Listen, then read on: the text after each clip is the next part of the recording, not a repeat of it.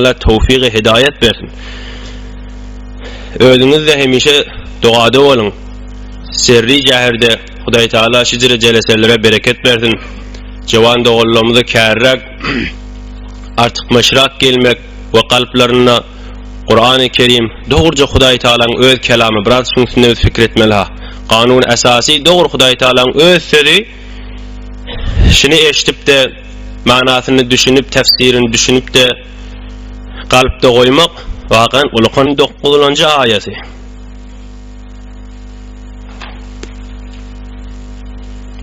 O da bellenen duasımızı okuysun.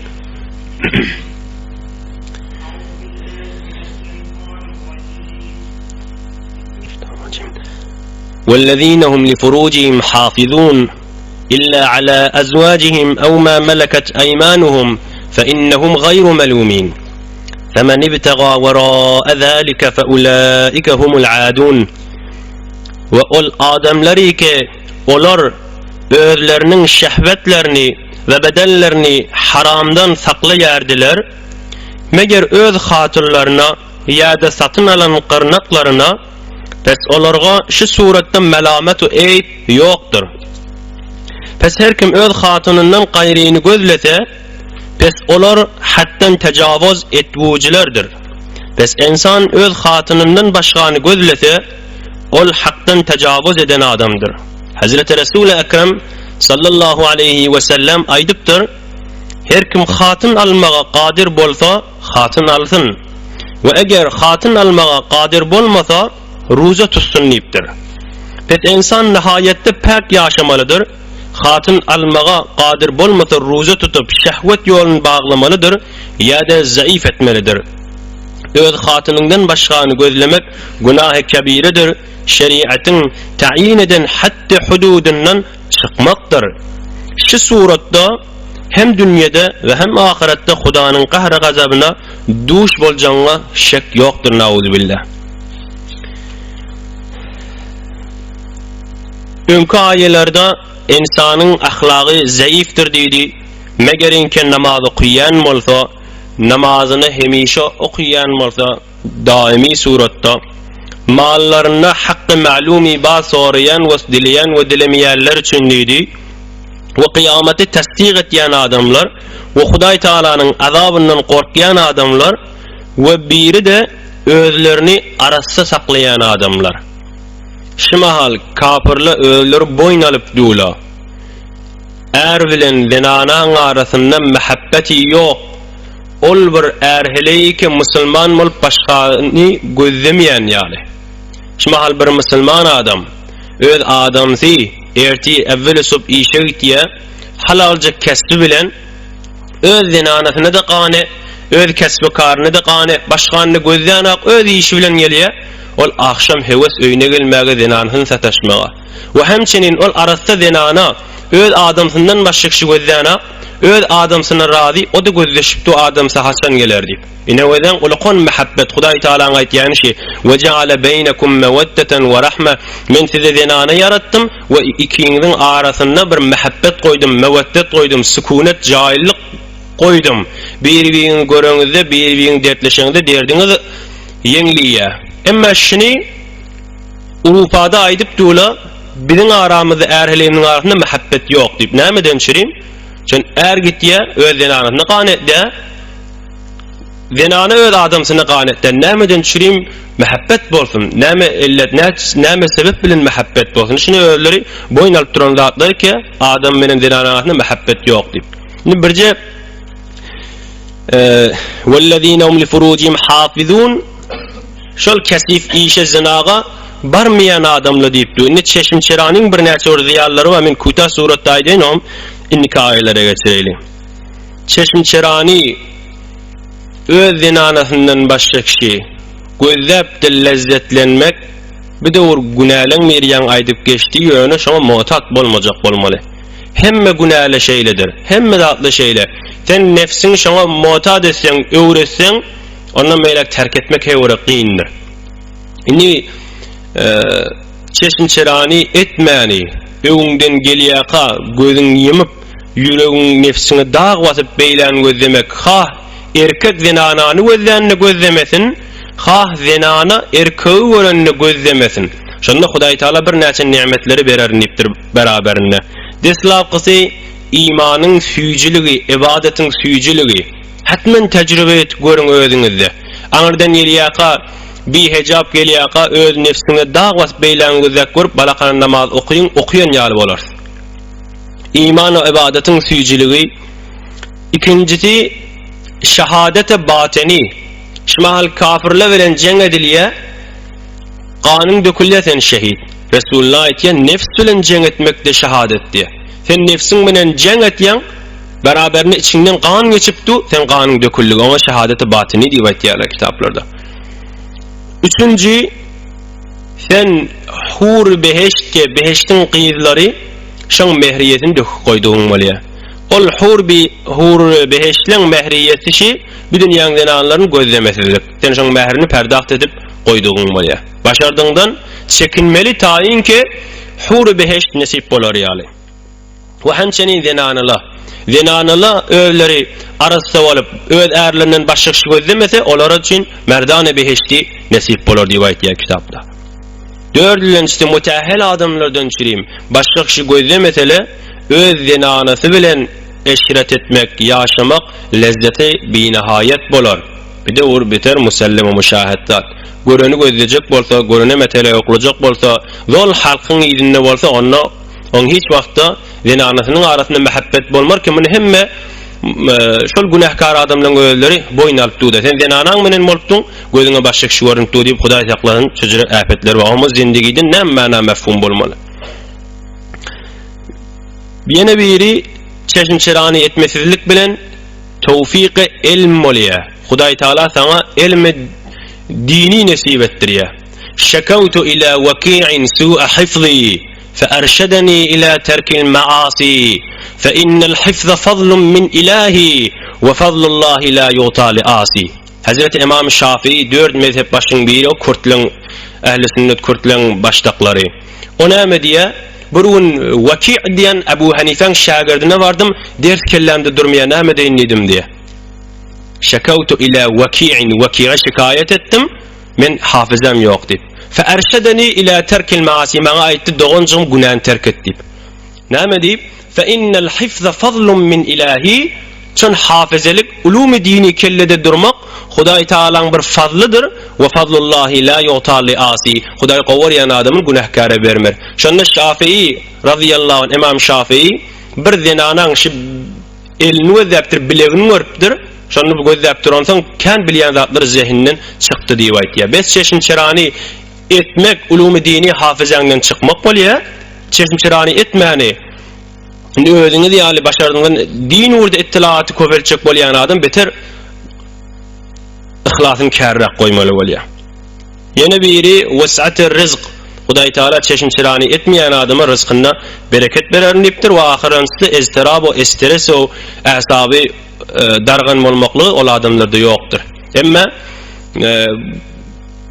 gözü başga ýerde bolsa, gözüm namahremde bolsa, onu ol adamyň zol ýüregde hore narahat, iztirapda urunypdy, akşam uyku ýok we tamam ziyanlar we inşallah ziyanyn bolýan heýlerini başga wagt bolan ýerine inşallah aýdar.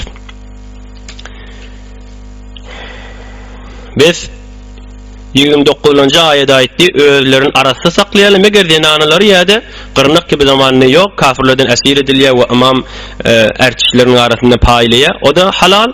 Mundan maşşak şeher kim islete fe ulaika humul adun bula hatta tejawuz edenler işte bana cevap bermeli bolar diýip Hudaý Taala şey diýär. Hop inniki aýallarda göreli hoşbaht adamlaryň alamatlaryny sanap barýar. Hop okuýar.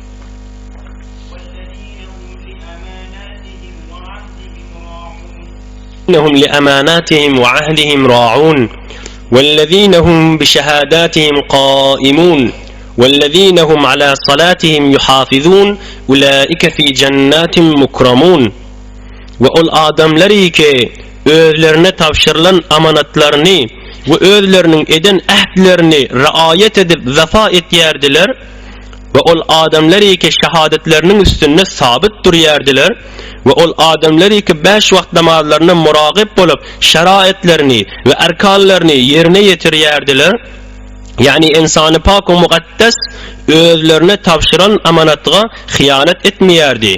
Çe Huda tarafından tavşırılan emanet bolsun ve çe benden tarafından tavşırılan emanet bolsun. Huda'nın tarafından tavşırılan emanetler dinin ahkamlarıdır. Gerek insan şolarını öz buyuruluşu yali amel etmelidir ve ahdine vefa etmeli. Çe Huda'ga eden ahdi bolsun ve çe bednage eden ahdi bolsun. Huda bilen eden ahdin getirin imanındır. İmanına zarar verecek zatlardan saklanmalıdır ve imanına göre amel etmelidir. Ondan soň bir wagt zaruret bolup bir da'wada şayet bolmaly bolsaň öz bilişiň we görüşiň ýaly şayet bolmalydyr. Kema ziyat etmeli däldir. Ya gowun hatir diýip-de şahadetini gizleme. Ya yalandan şayet bolup da halkyň hakyny paýmal etme. Ve ondan soň 5 wagt namazyň üstünde sabit bolmaly. Bi hiç wejh namazdan gafil bolagamaly däldir. Namaz mümin adamın arşidir. Tamam farzlaryny, wajiblerini, sünnetlerini, mustahablerini bilip yerine yetirmelidir.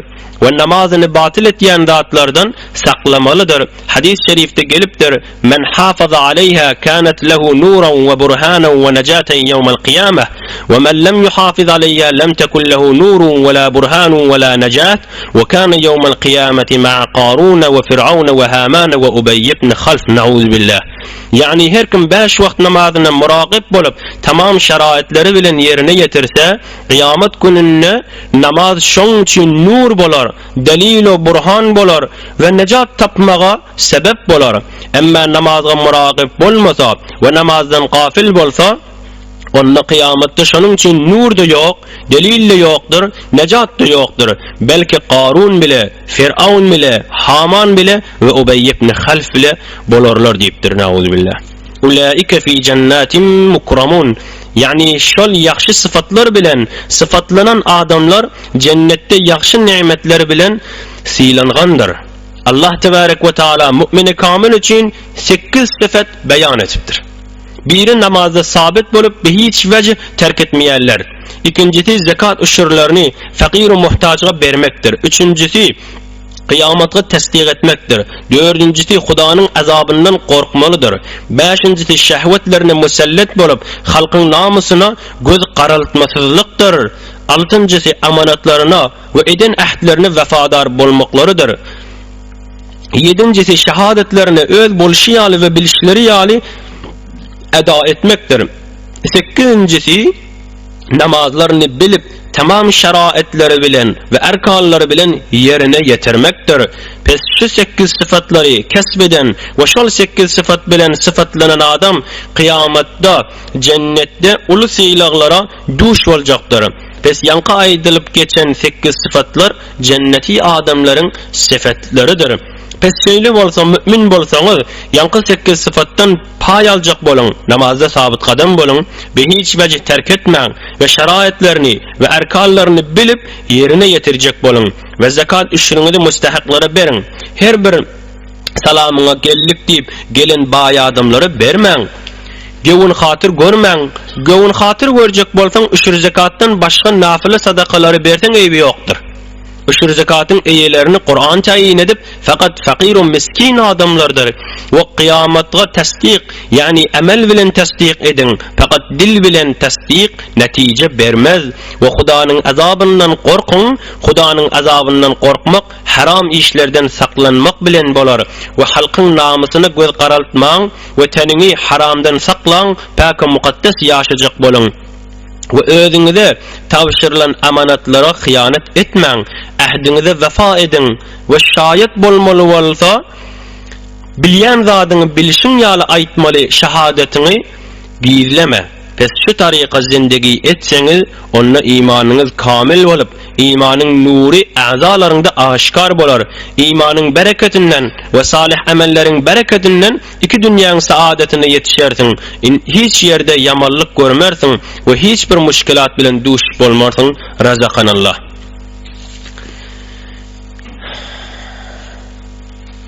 Otuz 32-nji aýatda aýtdy: amanatlaryna ve ahdlerine vefa edip yerine yetirýän adamlar. Bir arif şairliň bir owdun suratda aýtýar: اگر می باید از آتش امانت، اگر می باید از آتش امانت فرو مگذار قانون امانت.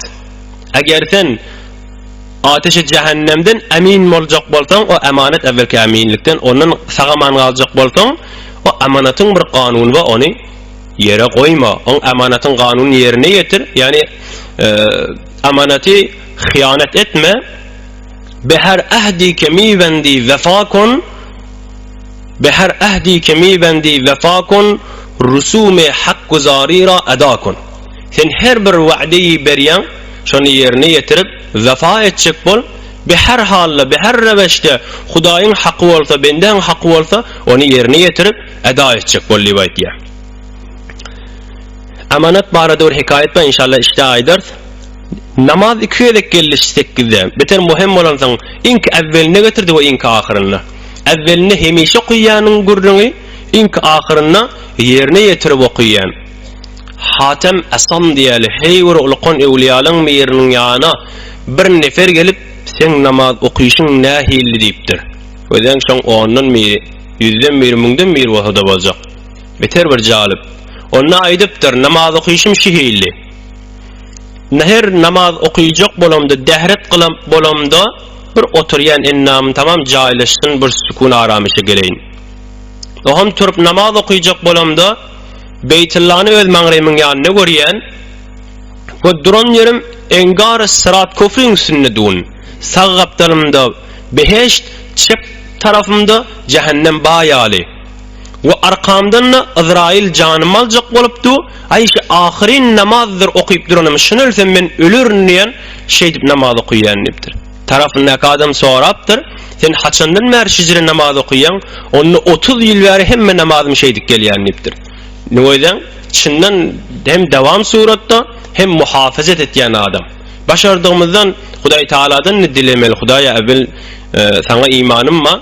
Sen bana nesip ettir, men namazımı koymayın demeli. Ondan sonra da Hudaya men şimdi yerine getirip okuyorayım. Yankıyanak hikayetlerden de ölme ders almalı. Ağılım yadımıza düşen muğati. Nefsimiz bilen cihad etmeli. Arada fikrimi cem edip okuyacak olmalı.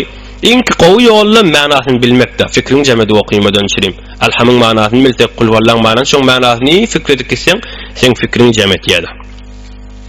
Ama şehadet burada. Şehadet burada eğer bir neferin hakkı gidecek bolsa bir bilmeli meselemi da. Sen görüyen bir neferin hakkını alıptır, bir dadını gözün önüne görüptürsün. Görüşün yalı şehadet bolmasan sen günahkar. Şon bir neferin hakkı gidecek boluvati. Eğer bir neferin hakkı gitmeyecek zat bolsa, mesela 80 şallık bir nefer arakçanına vurulyanmıştık, o bir öz hakkı da fakat. Sen arakçanı görüptürsün, aytmanın men ziyani yok. Basıranın men ziyani yok. Sen barakana şehadet vermeli, vermesen günahkar onun içine girmeye. وَلَا تَكْتُمُ الشَّهَادَةِ وَمَنْ يَكْتُمْهَا فَإِنَّهُ آثِمٌ قَلْبُهُ. Siz şehadeti basırman, her kim basırsa günahkar bolur diyen ayeti Hanefi mezhepteşi bir neferin hakkı gidecek bolsa şonuna şehadetin hatmen vermeli. Ama Resulullah sallallahu aleyhi ve sellem ayetiye ala misliha işhed. Sahabaların birine ayettir, sürünler tanımıştık. Günah aşın işarettir. Şol günü görüyen mi deyiptir? Şo direk şayet boliptir. Yani bir dadi vazih, roşan, çınnan bil daqiqliğini oham şehadettir. Nämeden çireyim İslam diye bir erkek iki zenane olmalı. Zenanani aya insan kabul etmeyen şey diyem ya başka bir delil var mı? Eğer zenanani insan hesap etmeyen bolsa onu aslen ikisinden kabul etmerdi. Ama şehadet bir biter muhim zat, bir neferin hakkı gidecek bir turanda zenanan da kalbi biter zarif, biter latif, bir zadi biter görebilmeye, bir zadi biter gözlep durabilmeye. Şmal bir nefer mesela Hudayna kerde vurup duran olsa zenana şun avadan suratda görüp bilmeye. On bir yaradılışında bir latafet ba, şehadet bulmadan çireyim, ikisi gerek, yani bir erkek de gerek qaimlamadan çireyim diye. Neyin ki bir cüroy olsun ki zenanan hakkı gityenmiş, zenanan İslam inlemeyemiş ki onun çirimde. Belki fakat şunu şehadeti qaimlamadan çirim. Şun yaradılışında o neromatı fark ettiği de tabiyetin hem heyvanları şeyle, insanlarda da Huday Teala şeyle yaratıptır da. Şuna da bir vakt şol Urupa'lı ki ma'ruf zatlaşmal hukuku zanan innel miyadi vaytiye o innel mesellikten değerli. Amanet barada bir hikayet var dedik. Bir gün näçe zat içinde var, bir ewliýalaryň biri, başlayan peygamberlerin biri, Hudaý Taala ona vahiy ediyor. Erti evvel sop taşerik çıkanda o havasını cem etmelidir. Evvel sop taşerik çıkanda öňden evvelin bar gelen zady iyi diye. Öňden evvelin çıkan zady iyi her näme bolsun. Bir. İkinci gören zadyny basır, göm, ýok et. İkinci. Üçüncü zady kabul et. Öňden bir zat gelse bolýar. Dördüncüsini naumid etme. Beşincisine kaç gören zadından. Bolýar diye. Erti türüye evvel osop ogruya öňüne olukon qara dağ ba. Evvelin öňden çykan zatda imellit da wahşet et diye näjere imelmini. Ýok Hudaý aýdypdyr. Men Hudaýyň buýrugyny edeýin ýakany öwe düşýär. Dağa yakılladıkça dağ kiçeliye. Yakılladıkça kiçeliye ağzına alacak bunu birci lokmolya iyiye bal yağ alfiyucu. İkinci bundan gittiye. İkinci zadi batırmalıktı. Ondan bir olukon kızıl çıkıya. Bunu gömye yerden ya daşarı. Yine gömye yine zıngya. Yine gömye yine zıngya. Apperiye gidiyor ya. Vazifesini bitirdi. Gömdi. Şunu yok edecek bolli. Bundan ne geçiye? Üçüncüyün kabul etmeli bolli. Bir kuş geliye. Bana kömek ber ey Nebiyallah deyip izinden ne bir gün bazı kuş onu kavulap geliyor. Kabul etmeli bolli onu yengine salıyor.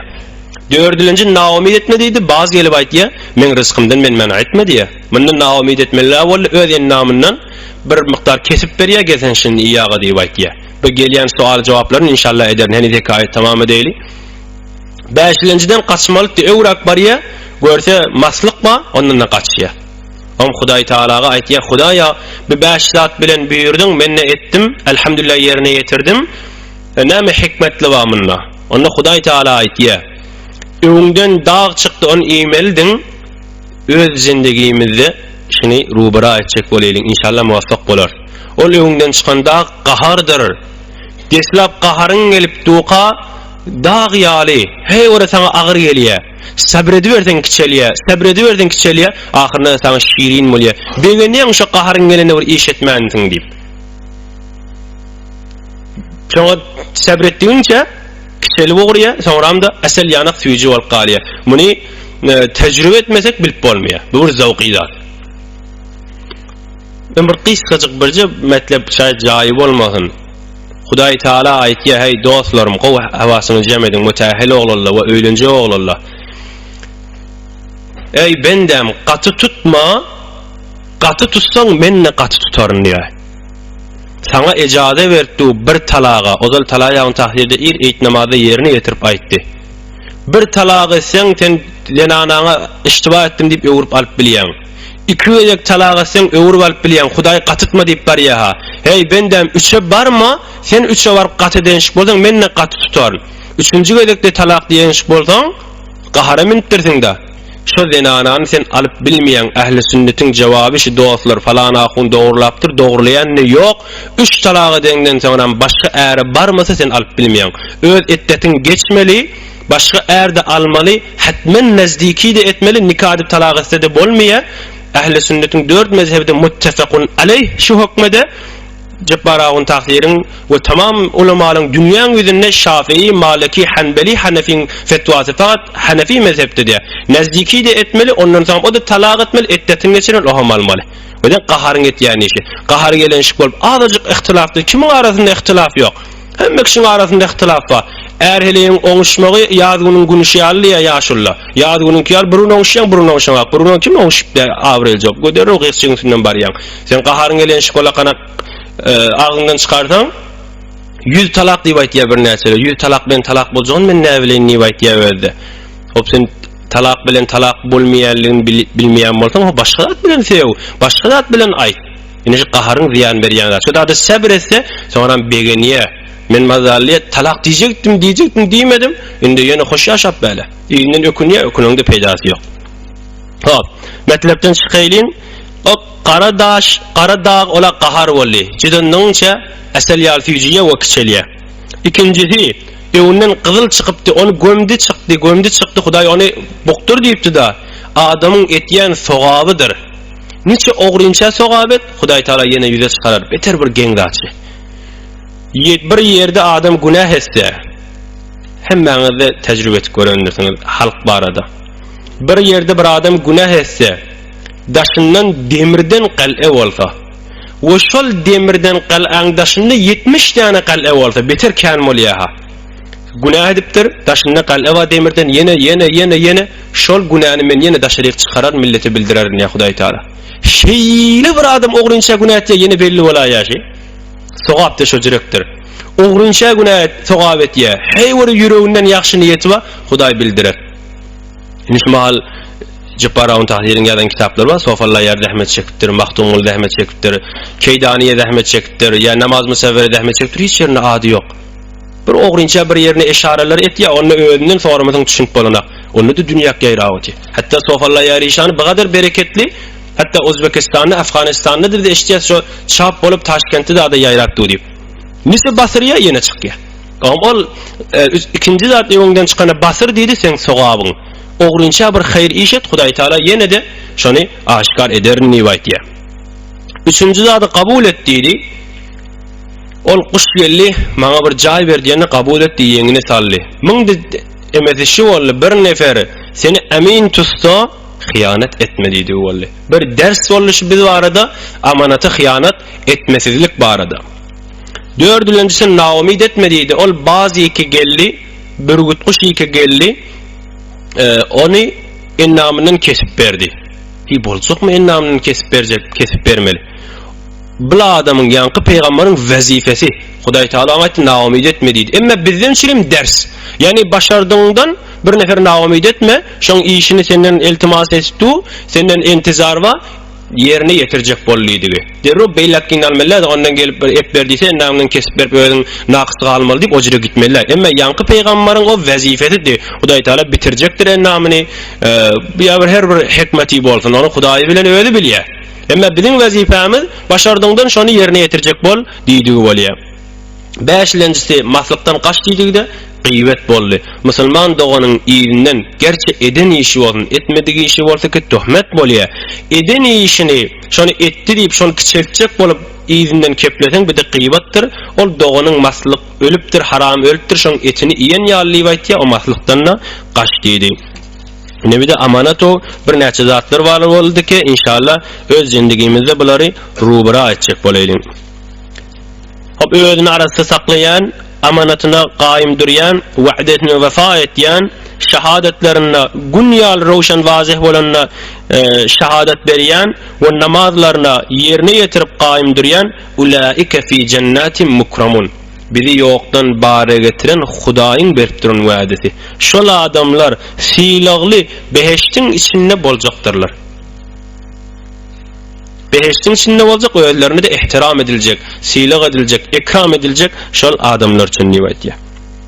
Bu inniki ayeleri görelim. Kafirlerin bir intizarları var inniki ayelerde. Hudaýa iman yok, peygambere iman yok. Yine de bir etýän işleri var. Hudaý Taala onu reddedip de bir näçe ayeler getirýär. Hani görelim onu. Şu taada etdi, uşru zekatı Kur'an tayin etýär. Sure-i Tevbe 10-njy ayada 10-njy parada Euzu billahi mineşşeytanirracim. İnnemes sadaqatu lil fuqara'i vel mesakin vel amilin aleyha vel muallaf ila ahir. Sadaka gariplenkidir, miskinlenkidir. Bir nefer baýda bolsa garip hesabynydyr. Şumal ştak bil farz bir Tehrani bir ýere gelipdir. O taada baý gitmäge pul ýok. Aslan utubusa ýol kire 2000 tönten zekatından bersen bolýar. Garip miskin Hudaý tayin eden zat onu bermeli. Emma nefil sadaka bolsa, ola üçünden molly. Nefil sadaka bolsa, sen bir baý dosyňma berýän şoňa hediye suratynda ýa-da sadaka suratynda oň hiç işgali ýokdur. O gowlat. Emma üçüncü zekat bolsa, onu metninde Kur'an aýtýar, 7 nefere berip bolýar diýe, şo 7 nefere bermeli. Boldy dämi? Boldy. فما للذين كفروا قبلك مهطعين عن اليمين وعن الشمال عزين أيطمع كل امرئ منهم أن يدخل جنة نعيم كلا إنا خلقناهم مما يعلمون. Pes näme bolly kafirlara kesen tarafına çaqqan ýort ýerler sagdan soaldan guruh bolup mesxere etmek üçin. Aya şolaryň her biri umid etýärmi nimetli cennetge dahil edilerdi. Beýle iş bolmaz. Tahqiq men şolaryny özleriniň bilýän zatlaryndan halq etdim. Yani kafirler Hazreti Resul-i Ekrem sallallahu aleyhi ve sellem cennetin gurrunu berip Kur'an tilavet edenini şonu eşitip tamam etrafından Hazreti Resul-i Ekrem'in tarafına yortuşyanmışlar. İzinden meskhare etyenmişler ve yine de aytyenmişler. Eğer musulmanlar cennete dahil bolsalar biz olardan evvel dahil bolarız deyip. Şonda Allah tebarek ve taala aytipdir. Şolar yani kafirler Kur'an'ni ve Hazreti Resul-i Ekrem'ni meskhare edip de yine cennetge dahil bolar deyip aytýarlarmy? Bir iş boljak iş däldir. Men şolaryny bir hakir zatdan, yani toprakdan ya bir damja suwdan halq etdim. O zat cennetge laýyk zat däldir. Madami ki iman bilen müşerref bolmasa, imandır insany cennetge laýyk etýän zat. Biz iman getirmäni ve Hudaňyň Rasulyny meskhare edip yine de cennetge dahil bolmagy tama etmek nadallykdyr. Allah tebarek ve taala şolaryny bir damja suwdan yaratmadymy? Bir damja suwuny qan edip, et edip, sunk edip, can verip, beşer edip dünýäge getirmedimi? Pes şu zatlara qadir Allah kıyamatda hem dirilip dowzaha salmaga ya cennetge dahil etmege qadirdir. Pes şu zatlara qadirdigini görüp durup da kıyamatga inkar ederlermi? Bir Resulullah sallallahu aleyhi ve sellem behiştin sıfatyny okuýandy bula ýortuşyp gelýän saratan aydyk geçdi. Ay gülüşüp de musulmanlyk girjek bolsa biz olardan gowrak, awrayrak, pulumuzy kärrak ve falan görünler ki biz olardan önçe girer. Hudaý Taala saratan redetýär, ýok bolmaz diýe. Behişte näme ýol bilen girmeli? Ol kesiflikleri bilen, ol kalpleri Buhariň turbasy ýanyp bolup gidip garalyp gidipdir. Ol garalyklar bilen aya bula isleýärlermi ki Hudaý Taalaň nizamyny döwsünlermi? Eger bula kim Hudaý Taalaň nizamyny döwsünler? Hudaýyň bir adil nizamy bar. İman getirenler behişte saljak, iman getirmedigi behişte saljak. Bular ahadidäki Hudaýyň nizamyny behem urup da, yo biz behişte gireriz diýip, meger zor bilen, goldorluk bilen behişte girip bolýam. Kella Hudaý Taala redetýär 39-njy aýda. Bil aýtýarlary bolmar. Hudaý olar harraqdır, zelilrakdır ki Hudaýyň nizamyny behem urtdylar. Biz onları öz bilýän zatlaryndan yaratdyk. Bir nutfeden ya kumdan. O ki behişte girmeklige liyaqati ýok kim? Biz behişte girjek bolsaň imanyň izzeti bilen, şerefi bilen izzetlenip şeriflenmeli, aham behişte umid etmeli. Bir olukon magamylja adamyň biri atyň üstünde barýaka ir zamanyna öwünden bir arifleň meri çykypdyr, ama hiç ihtiram etmändir. Arif adam. On bir arif adam aýdypdyr, "Hay sen men taniýanmy?" diýipdir, "Ihtiramda at goýamak" diýipdir. Onu hawa taniýan diýipdir. Aňryň nesebiň bilen bile taniýan, özüň de taniýan. Men kim ondan aýdy ihtiram goýamak? Aňryňa qum diýipdir. Soňra da bir damja suwutdyň, nutfetdiň, soňra da janin boldun. Indi de hafa göterip beren insan, işde de ýene qumaga arylajak, sen şoda diýipdir. Ol alim, ol ahun, özü amel bolansaň, özü mutawazı bolansaň, özü furuten pespel bolansaň, özü bilen Hudaýynyň arasynda zol şoda fikir edenseň, tarapyň kalbyndan geçäýär ýankyp. Tövbe edip öwrülüp de bir odawr pespel gawa adamlardan boldy diýe. Indi özümizden çyjym olakon ders çaşy. Kafirlere aýdypdy, ben olar nämeden yaratdym diýe. Biz insan evvelne gurur bolmagy hiç bir ýoly ýok. Elbette taý gururyň gurruňyda. Ondan soňra behişte girjek bolsak, şol qumdan yaradylypdyr, ýani nutfeden insan bolupdyr. Behişte girjek bolsak, imanyň şerefi bilen, izzeti bilen izzetlenip oham behişte girmeli bolýar. إنك آية الوريلين الرجيم فلا أقسم برب المشارق والمغارب إنا لقادرون على أن نبدل خيرا منهم وما نحن بمسبوقين.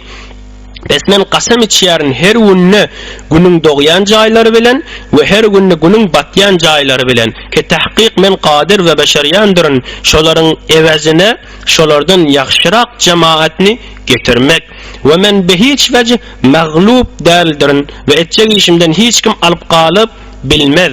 Yani men kafirlerini yerin yüzünden ayırıp evezlerine başka halkların vücuda getirmege qadirdirin. Pes şonu başarayan bolsam, pes näme diýip şolaryň özüni täzeden vücuda getirmegi başarmajak? Aya şolar men tasarrufumdan kaçıp kutulup bilecekmi? Ya da şolar meni etçek işimden alıp kalıp bileceklermi? Ya da meni aciz edip bileceklermi? Her günne meşrik mağribni tebdil edip ütgödüp duran Allah sizni tebdil etmek ona müşkel değildir. Bes Hudadan korkun, Hudaga muti' bolun. Hudadan korkmalı yerde korkmasan imanın kamil bolmaz. Hudadan korksan be hiç vecih günaga murtekep bolmarsın. Rivayet edipdirler Fuzayl diyen Arif'ten soraptırlar. Sen nämen vesileti bilen havfun ve korkun makamına yetip dursun deyip. Şonda Fuzayl cevap beripdir. Günahni terk edip ve günahga yakin barmani yettim deyipdir. Pes korkun hakiki olsa günah işlere murtekep bolmarsın. Pes insan dünyada Hudadan ve Hudanın azabından korkuda olsa ahirette hiç zattan korkmaz. Allah tebarek ve taala mümin adamga iki korku vermez. Dünyada korksan ahirette korkmarsın.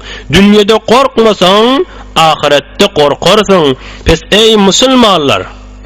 ey musulmanlar, kıyamadın fikrini bolun. Şonu abad edecek bolup talaş edin. Abad etsen de etmesen de barjak jaýyň ahirettir hahunaha. Şu dünyada berilen ömrüň sermaýaňdyr. Şol elinden gitmäken näme kazanjak bolsaň kazanmalydyr. Hudaý Taala kafirlerden çürüýüm aýtdy. O men meşrikleň magripliň eýesi bolan Hudaý. Meşrikken doğru zahiren bir meşrik ba.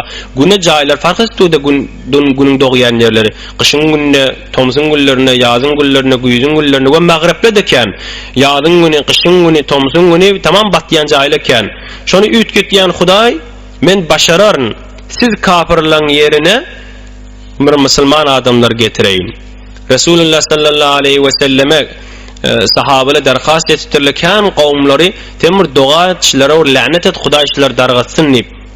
Onda ol Resulullah cevap beripdir. İnni la arju ay yukhrijallahu min aslabihim men yetawallah. Yok beýtmäli, bulary dargasyn deyip doğa etmäli. Şon men umid etýän Hudaý tebarek we taala şilaň solplarynyň, şilaň billerinden bir adamları çıkartın Hudaý Taala ki Hudaýyň welisi we dostlary bolsun.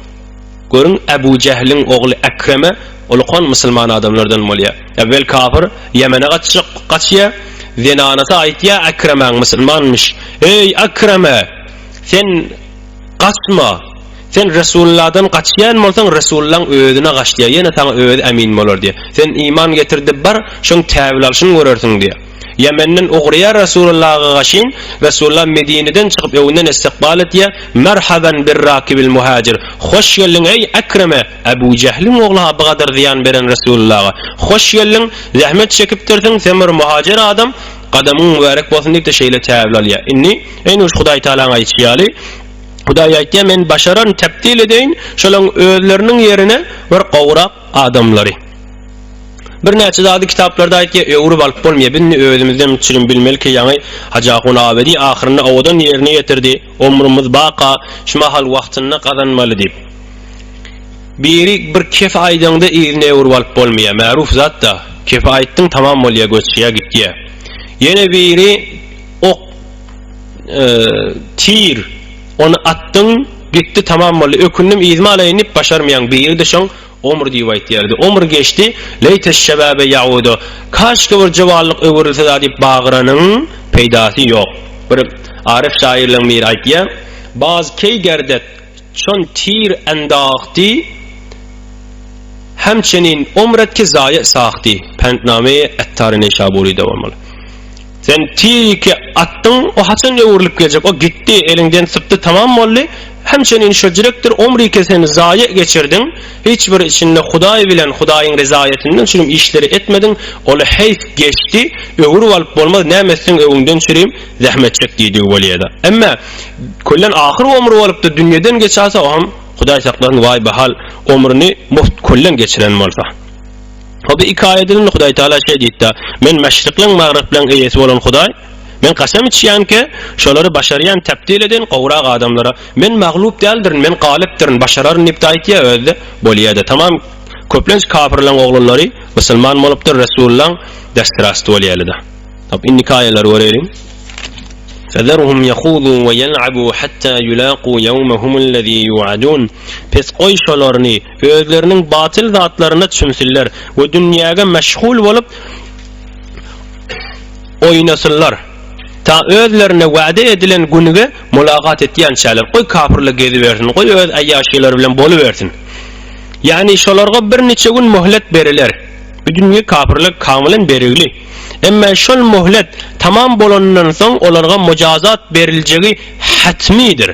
Kur'anyň Hudaý Taalaň öz aýtyp duran kefinişi.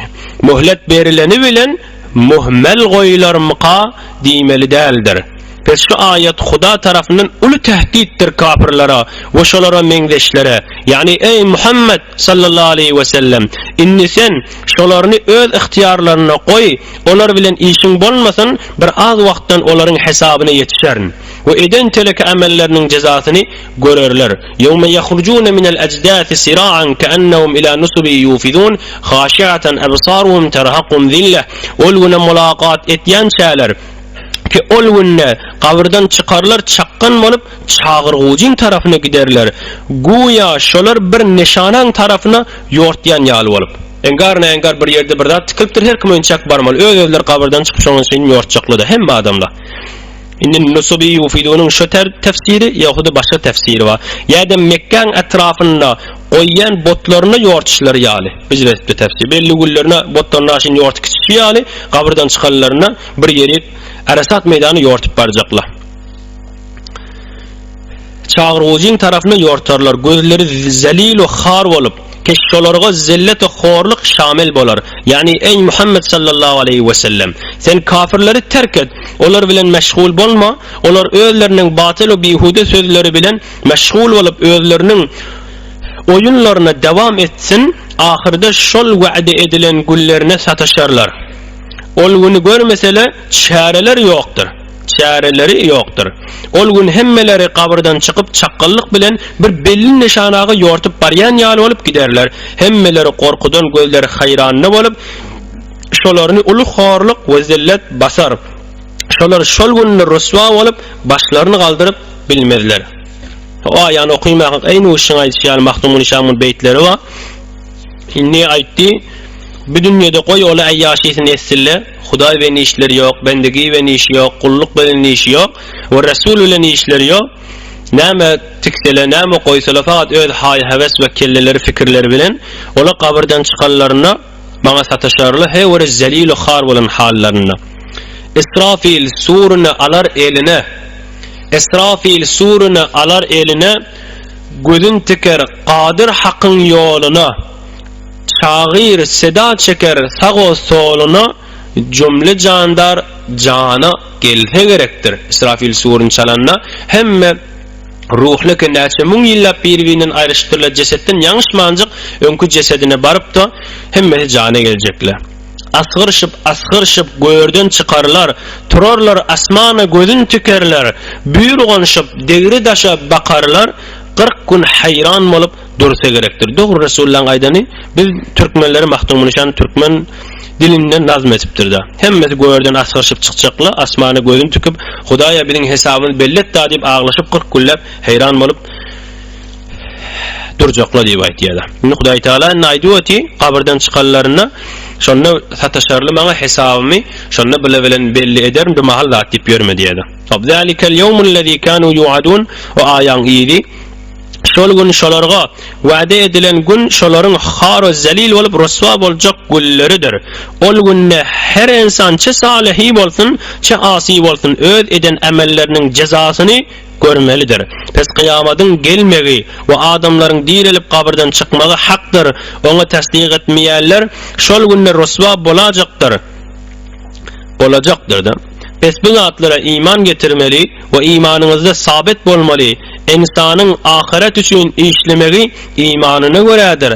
Eğer iman ahirette kamil bolsa, hatmen ahiret üçün işler. Eğer imanın zayıf bolsa, onun ölecek vaktinde hatarlıdır. Rivayet edipdirler. Bir gün şeytan-ı la'in, heyver jalib rivayet qoq, havasimiz cem edelim. Bir gün şeytan-ı la'in Hazreti Resul-i Ekrem sallallahu aleyhi ve sellem'e görünüpdir. Elinde bir süyüşü su varmış. İblis-i mel'unun. Hazreti Resul-i Ekrem şeytandan soraşıptır. Bir süyüşedeki nemedir? deyip. Şonda şeytan-ı la'in aydıptır. Sen ummatın ölecek vaktinde susayar. Şonda şu süyüşedeki suyunu berip imanını alyarın deyiptir. Şonda Hazreti Resul-i Ekrem nihayette gam olup ağlaptır. Şol vakt Allah tebarek ve taala vahiy ediptir ve aydıptır. Men bendelerimi ölüm halette şeytanın hilesinden sakların deyiptir. Huday hemmemde nesip ettirin Hudayın saklamağını. Rivayet ediptirler, ölecek bolup yatan adam feriştelerini görür. Özünden sadir olan amellerinin suratında. Eğer amelleri salih bolsa, arassa bolsa, qarada bolsa, ayna yalım olup duran bolsa, onu yaxşı suratda görür. Ferişte öz ameline mengdeş olacak. Ve eğer amelleri teleke bolsa, kabih suratda görür. Pes ferişteler mümin adamın canını alsalar cennet yüfeğine dolap ekderler ruhunu. Ve şon kabrının nimetlenmenin esbablarını amade ederler. Bu tariqa nimetler ruhanidir. İnsanın ruhunun payı vardır. Cismin payı yoktur. Ta kıyamet bolyansa. Pes aziz musulmanlar, şol günün fikrine bolun. Şol gün için işleyin. Kıyamet bazarına eliniz boş barmağın. Hadis-i şerifte gelipdir, mümin adam iki korkun arasındadır. Biri ömrün geçen miktarının barasında korkudur. Şu hakta Hudanın nimetçigini bilyen deldir. Bir toğur ömrün geçiptir, nezire olur kam deyip bir korku. İkinci korku, ve biri ömrünün kalan miktarının hakkında korkududur. İman men geçerin mikam, küfür bilen geçerin mikam, isyan bilen geçerin mikam, sogap bilen geçerin mikam. Hudanın neme takdir edeni bilyen deldir. Pes akıl adam öz vücudundan ve baqi kalan ömründen özü üçün kazanmalıdır. Ölümden son bar zat ya cennettir ya dozaktır. Şol iki caydan başka cay bolmaz. Ona göre gayrat etmeli, cennetine layık bolacak bolmalı. Bes teleke amellerden gelin tövbe edin. Tövbe etseniz Allah tebarek ve taala tövbanızı kabul eder. Bişek Huday kapsın asoti ve günahınızı affeder. Zunnun el-Mesri kuddise sirruhu aydıptır. التوبة إدمان البكاء على ما سلف من الذنوب والخوف من الوقوع وحجران إخوان السوء وملازمة أهل الجنة. Yani tövbe etmek, geçen günahlarını hemişe ağlap gezmektir. Ve inniden son yeni günaha doçar bolagamayın deyip korkuda olmaktır. Ve teleke dostlarını ve teleke yoldaşlarını bekolli terk etmektir. Ve salihi adamlara yoldaş bolmaktır deyiptir. Biz insan çın yürekten tövbe etse, geçen günahlarını ökünüp gezmeli. Ve inniden son da korkuda olmalı. Yine ozolqı yoluma baragamayın deyip pes kıyamatta halayıkların arasında rüsva bolmayacak bolsan çından tövbe edin. Zalikel yevmullezî kânû yu'adûn. Şol gün kabrdan turp barjak gülleri kafirler ve musulmanlar bana sataşacak gülleridir. Şeytanın elini suva diye ondan önce bir aday değil, ruhun payı var. Şu mahalle ruhun cismi iki tane insanın ki. Ruh merizlete derman vermeli. Ruhun dermanı ilimdir, hikmettir ve Huday Taala'nın rabiti açmaktır. Çenança cismin gazası iyi biçmek ve devası igne derman bolşiyali. İki tane dost varmış. Huday için dost, namus için de dost ya, cah makamlarının şirinde dost ya, pul için de dost ya. Fakat Huday için bir arasında bir Hudaya davet etiyen dostmuş. Neçe vaktlap bir görüp bilmeyenlerle. Ama bir dostun yadına düşüyor. Falan yurtta men bir dostum ma, şuna bir selam aleyküm men barayın niye? Ama selam aleyküne barıya görse dostu ölüm haletinde yatan, inni canı çıkacak anırtı beş onlardan gitmelilen. Hemmemizdeki gitmeli. Huday iman men geçirsin. Aham Ko'ya do'si gitchak bo'lib yati bir qaptalini geçip de kelime-i şehadeti telgin etdiye. eşhedü en la ilahe illallah ve eşhedü enne Muhammeden Resulullah'ni kulağına varıp aytiye. Ne memnunde bilmeli adımız bir nefer ayrılacak bolup yatan bolsa, etmen ahun molla getir etmeler. Amade yerde olsa getir amal qawda. Yoxda özümüz şon kulağının aptalına aytdı diýmeler, aytmadı diýmeler, kelime-i şahadeti qiyğır vermeler. Eşhedü en la ilahe illallah ve eşhedü enne Muhammeden Resulullah. Hey şon tekrar edivermeler. Aham, kelime-i şahadeti aytdiye, ol yatan dost yüzünü beyle gavuriye. Aham bir dostu narahat bolup o gapdan geçiyor. Binäme kelime-i şahadeti aytmajak bolup beylep bakýar diye. Beylesinde bakanda yine aytýa beylek geçip kelime-i şahadeti inni beylesin bakýar. Üçüncü gerekde qiyğıranna yatan adam aytýa aytjak gelýär. Aham bir dostu narahat bolup gözünden yaş aktırıp möngürüp ağlamağa oturýar. Huda ya Hudawanda, bir halal çörek bilen gezen adam, bir pesbel musulman, 5 wagt namazını okuyupdu. Huda için dost bolup gelipbäs, başga zat garazyny yok. Bir näjere bolýar, bir iman geçip bolýar diýip ağlap duqa. Ol yatan adam bir azyjyk güýje gelipdi, gözüni açýa görse qadim dosty gelipdir. O da ağlapdy. Dostum näme ağlaýan diýip elini uzatýar. Onna aytýa men bir gapdalyňa geçip kelime-i şahadet aýdamda beýlen gözledim. O gapdalyňa geçip aýdamda beýlen gözledim. Üçüncü gedek aýdamda aýtjak diýdin. Men sen bir iman içe diýip şoňa aglapdy diýipdir. Onna ýok dost diýipdir. Özüň şejere boljak bolmaly. Men sen kefine eşdemak. Ýöne şeytan gelip bir gapdalyma gelip aýtdy. Hay dost susaýanmy diýdi. Susaýan, su gerekmi hawa? Onna İsa peygamber ahirin peygamber diýip aýtdy. Men şeytanyň ýüzüne urup beýlenmakdym. Om şeytanny bir gapdalyma geçdi. Dost susaýanmy susaýan, su gerekmi hawa? Onna Muhammed sallallahu aleyhi ve sellem peygamber diýip aýtdy. O men beýlen gözledim diýipdir. Üçüncü gelek ýene şeytan geldi. Susaýanmy susaýan, su gerekmi hawa? Hudaý iki diýip aýtdy, men aýtjak diýdim. Men şeytanyň jogaplaryny berdim. Inni men amada sen näme diýsen men aýdyn, kelime-i şahadetiň bolsa aýdyber diýipdir. Ama dostu kelime-i şahadet aýdyp, bir de kelime-i şahadet aýdyp da iman menen dünýeden ötüpdir da. Hudaý tebarek we taala hemmemize bu dünyada awrey, ahirde iman, azab kabrdan nurlu, azab kabrdan saklap, kabrymyz nurlu bolup ahirette hemmemize behiş nasip etsin inşallah. Ötellüň ruhuna bir alhamdulillah huvallah okuyma hakyny ýady düşdi. Ýani bir alam tara keyfemi? Kul ya eyyuhel kafirun. Şumaly belli değil inni kefte okuyacağımız kim? Suriye Ma'ariş'ten sonra okuy. Suriye Nuh mi? Ali'ni Yemen'e güvene ayettir. Ey Ali Muhtar radıyallahu anh. Hudaý Taala sen sebepli. Bir cennetle yolda salsa dünya yüzündeki altın kovudur diýipdir. Siz sebep bolsaňyz bir cennetle ýola geçin. Belki ölýän şaşalardan arasda bolup geçin. Siz sebep bolsaňyz bolamaz. Şol gaýrat edin. İkilefede de yerini beklentikten alıp başlayacak olan inşallah bir gerektiğinde Kur'an'ın bereketinden, tefsirin bereketinden, böyle civan olmalı taşıdığınız yolun son bereketinden inşallah hemişe gelmeye sebep olur. O bir türlü muhtemelen Aleyhisselatü sallallahu aleyhi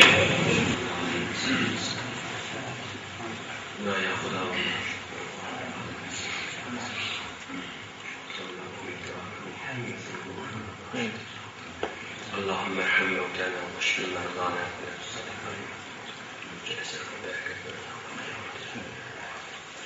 في الدنيا حسنة وفي الآخرة حسنة وقنا من لدنك رحمة وهيئ لنا من أمرنا رشدا علما نافعا مباركا خالصا نعوذ بك من علم لا ينفع وقلب لا يخشع وبطن لا يشفع ودعاء لا يستجاب وعلى آله وصحبه أجمعين برحمتك والناس دغلهم مريض الوفد تعالى ورد شفاء عاجل verdin nimetullah mahmud murduaya tefsiri gelen doğrulumunda ma başka tamam bimaristarına ve gayrede meri doğrulumunda Hudaý Taala şifaya acil verdin canında. Allahümme amin. Allahümme amin. Hudaý dualar kabul ediyor canında. Allahümme amin. Hudaý merizlere şifa verdin canında. Allahümme amin. Günahların dünyaya etsin canında. Allahümme amin. Allahümme amin. Allahümme şfi merdana. Allahümme amin. Allahümme amin. Rahmetli ya. Bugünkü film alınan CD'si oğlunla teyyarlanıyor. Öyle diğerine götürse şarkıcan ve başka oğulları satışan varlar.